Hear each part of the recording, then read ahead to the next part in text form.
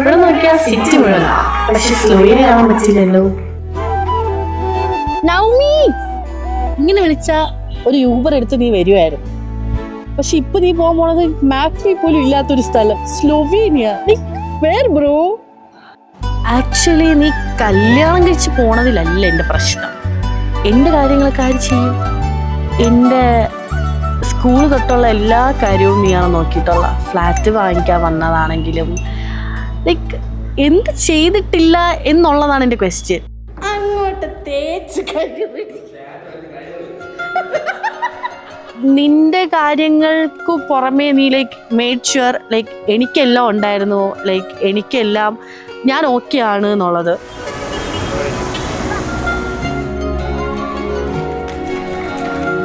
So ya, Sarvodaya Vidyalaya is the place like where it all began. ഞങ്ങൾ first സ്റ്റാൻഡേർഡിൽ ഇവിടെ വെച്ചാണ് ആദ്യമായിട്ട് ഞങ്ങൾ കാണുന്നത്. പിന്നെ ഫസ്റ്റ് സ്റ്റാൻഡേർഡ് തൊട്ട് 9th സ്റ്റാൻഡേർഡ് വരെ അങ്ങനെ വലിയ കോണ്ടാക്ട് അങ്ങനെയല്ല, ഒരു ക്ലാസ്സിലായിരുന്നെങ്കിലും നമ്മൾ അത്ര കോണ്ടാക്ട് ഒന്നും ഇല്ലായിരുന്നു. പക്ഷെ അത് കഴിഞ്ഞ് 9th സ്റ്റാൻഡേർഡ് എത്തിയപ്പോഴാണ് ഞങ്ങൾ കുറച്ചുകൂടെ എങ്ങനെയാണെന്നറിയില്ല ഭയങ്കര ക്ലോസ് ആയത്. പിന്നെ 9th 10th ഒരുമിച്ചായിരുന്നു. പ്രിൻസിപ്പളിൻ്റെ ലൈക്ക് റിയൽ ലൈഫ് ഒരു തലവേദനയായിരുന്നു ഞങ്ങൾ. അത് കഴിഞ്ഞിട്ട് പിന്നെ 11th 12th വന്നപ്പോഴത്തേനും അവൾക്ക് ബയോമാക്സ് എടുക്കാൻ ഒട്ടും താല്പര്യമില്ലായിരുന്നു. പക്ഷേ ഞാൻ അവളെ റെക്കോർഡ് ചെയ്ത് തരാം, അല്ലെങ്കിൽ എല്ലാം പടമൊക്കെ വരച്ചു തരാമെന്നൊക്കെ പറഞ്ഞിട്ട് അവളെ വലിയ വിധനയും സർവോദയയിൽ കൊണ്ടെത്തിച്ചു. പക്ഷേ ഭാഗ്യവശാൽ എൻ്റെ റെക്കോർഡ് വാങ്ങിക്കുന്നത് ഉൾപ്പെടെ എഴുതിയതും സബ്മിറ്റ് ചെയ്തതും വരച്ചതും എല്ലാം അവളായിരുന്നു.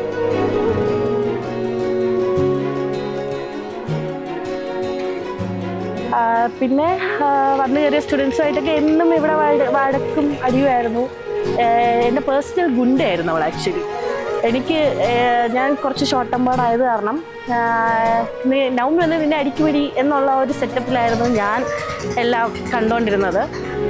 അവളുള്ളത് കൊണ്ട് ദൈവം സഹായിച്ച് എൻ്റെ ദൈവം ഇതുവരെ കൈയൊന്നും ആരും വെച്ചിട്ടില്ല.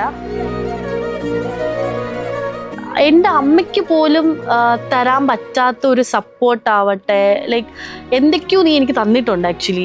മേ ബി അതുകൊണ്ടായിരിക്കാം നമ്മൾ ഇത്രയും കണക്റ്റഡ്. നമ്മൾ തമ്മിൽ വഴക്കും പ്രശ്നങ്ങളും ഉണ്ടായിട്ടുണ്ട്, നമ്മൾ മിണ്ടാതിരുന്നിട്ടുണ്ട്. ബട്ട് ദെൻ തിരിച്ചു വരുമ്പോൾ എല്ലാം പെട്ടെന്ന് തന്നെ ലൈക്ക് ബാക്ക് ടു നോർമലായിരുന്നു. ഒന്നും അങ്ങനെ സ്പ്ലിറ്റപ്പായി ഒന്നും പോയതായിട്ട് ഫീൽ ചെയ്തിട്ടില്ല. എൻ്റെ അച്ഛൻ മരിച്ച സമയത്താണെങ്കിലും നീ തന്നിട്ടുള്ളതുപോലെ സപ്പോർട്ട് ലൈക്ക് എനിക്ക് വേറെ ഒരിടത്തുനിന്നും കിട്ടിയിട്ടില്ല.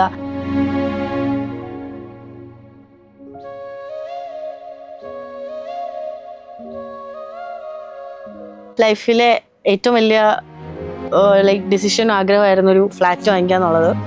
അതുപോലെ ഞാൻ ഓഫീസിൽ ഇരുന്ന് കൺട്രാക്ട് വിട്ടപ്പം നീയാണ് വന്ന് നോക്കിയതും. ആൻഡ് നിനക്ക് ഓക്കെ ആയിരുന്നു, സോ എനിക്കും ഓക്കെ ആയിരുന്നു. ലൈക്ക് എനിക്കറിയാം എപ്പോഴും നീ എനിക്ക് ദ ബെസ്റ്റ് ചൂസ് ചെയ്യുന്നുള്ളൂ.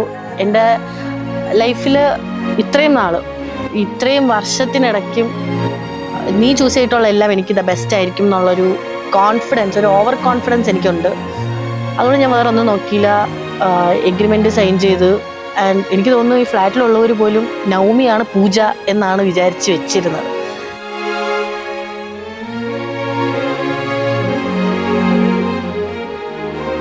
ഇപ്പോഴും റോഡിലോട്ട് ഇറങ്ങുമ്പോഴും, ഫോർ എക്സാമ്പിൾ ഓഫീസ് കഴിഞ്ഞ് നമ്മൾ SBI പോയപ്പോൾ ആ ആൻറ്റി ചോദിച്ചത് ഓർമ്മയുണ്ടാ, എൻ്റെ അനിയത്തിയാണോന്ന്? ഏത്, ഈ അമ്മച്ചിയാ? No way. എടാ അങ്ങനെയൊക്കെ നല്ല കാര്യങ്ങളൊന്നും പറയാൻ എനിക്ക് അറിഞ്ഞൂടാ.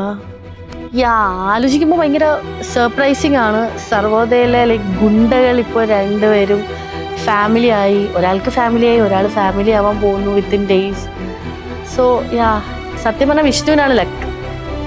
പക്ഷേ ഞാൻ കൂടുതലൊന്നും ആലോചിച്ച് ഇമോഷണലി ബ്രേക്ക് ഡൗൺ ആവുന്നില്ല. അതിന് മുന്നേ നമ്മുടെ കുറച്ച് പഴയ ഫോട്ടോസൊക്കെ ഞാൻ ശേഖരിച്ച് വെച്ചിട്ടുണ്ട്, അതെല്ലാം ഒന്ന് കണ്ടു നോക്ക്.